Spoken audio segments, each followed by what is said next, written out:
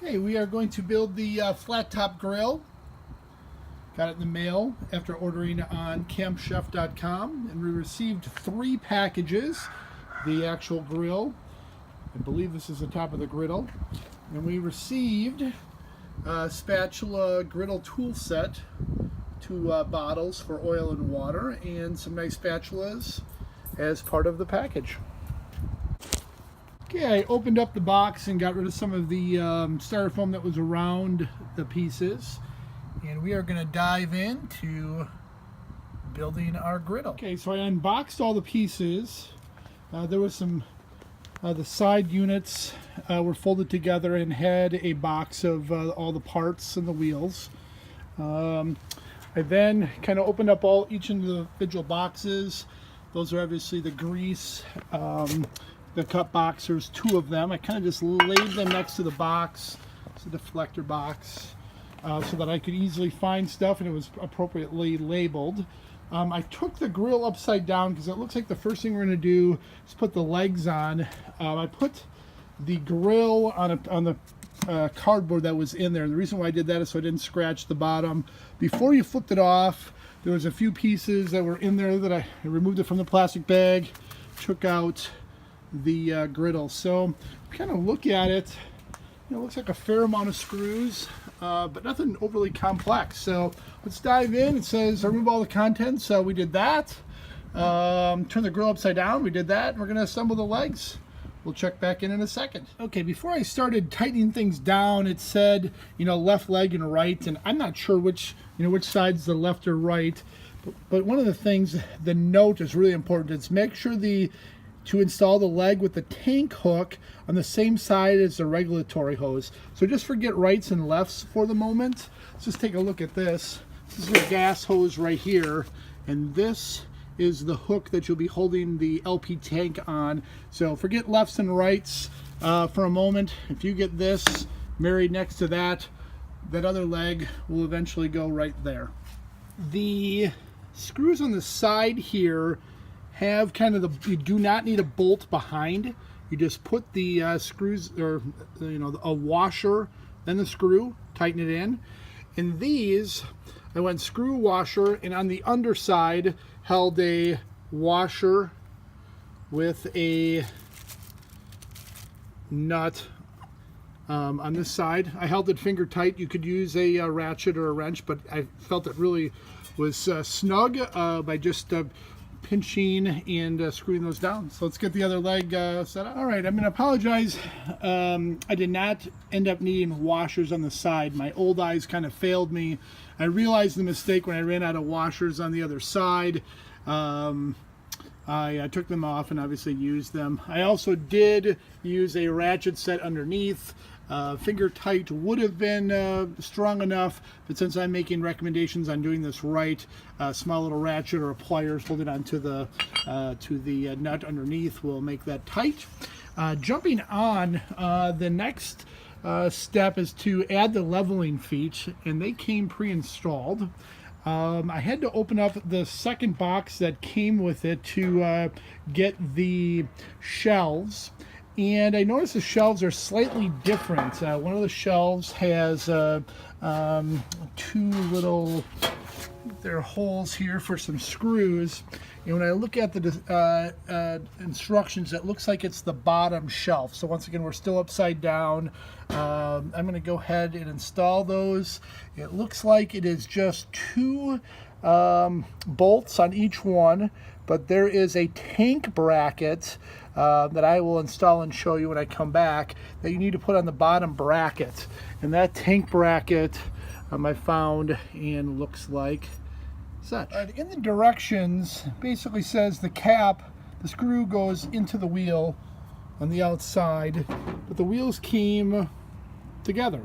So in order to get them apart, I initially tried to maybe take a screwdriver and pry it open, but I didn't want to scratch it, so I realized if I just put the screwdriver inside the wheel, the cover popped off. So if you happen to pop the cover off and you're not sure what side goes toward the leg, you will notice that there is no extension or a large extension on the wheel, but there is here. The large extension goes to the base so that it doesn't rub when it spins. Okay, so here's the wheel with the bolt in. The other wheel that I did, I was able just to turn it by hand. With this one, I needed to just use the little pliers, maybe the last final turn, and the cap just pops in. All right, I flipped the Camp Chef up. Once again, just one-person job, pretty easy. There was a back bracket and just installed the 4 screws. Super easy, but so far it's really amazing. Is all the screws have been the same size, and it's been pretty much really easy to do. I then jumped to the next step and added the brackets for the sides. So they're all the same. I just put these indents toward the outside. My guess is they're probably going to be on the inside now that I think about it. No, they're actually, they'll be for the outside. Awesome, did that right. And it was just simple 4 screws on each one. The next step is to put the shelves in the slot, and you just get them in here, slide them in, and then to actually get the shelf engaged, I needed to use my other hand, you just push down. It looks like the brackets are identical, with the exception that there is a, can't really see it here, slight lip on the one that goes to the left side or away from the gas tank, and the picture just shows that the grease traps will get inserted in there. The next thing we did was just installed the grease, or the deflectors rather, on top, and they just hooked here and slid into there. The next thing is to install the grates. And the pictures, and I'm not sure why yet, but the pictures showed this to the front, and they're uniform. So we're just putting both of those on, and man, we have something that represents a grill here. We just got to get the griddle on and some grease cups, and we'll get back to that in a second. The grill grease cups. So this one just slid into that slot. That was really easy. And the second one goes underneath, and initially these brackets were taped down for shipping, so just take the tape off carefully, and you see they just hook in there nicely. Okay, did a few things out of order, no harm, no foul.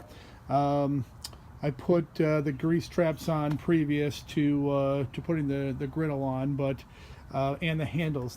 The screws were already attached here, so I took the screws off, then put it in from the outside, then put the griddle on top, and it just drops in super nice, super easy. I did keep the grates underneath there, and it looks like those are optional barbecue grates, so you could remove this and barbecue on top of it, and that would be the grease that would catch underneath. I don't envision any grease coming in here, but I would check it as you cook, because it looks like the griddle is self-contained, bringing the grease into the trap. And it did say in the instructions that, you know, do not operate indoors and do not operate without, you know, either one of the grease cups or the grease traps. So I think that's it. It took less than an hour to build. Super easy. Looks absolutely amazing. Did remove the plastic here. We'll get a tank installed next and fire it up. We got the tank installed and put it on the hook here and hook down below. And let's see what happens when we start it. So it looks like we just turned to high. Did something there. Oh, we got some nice heat. Nice.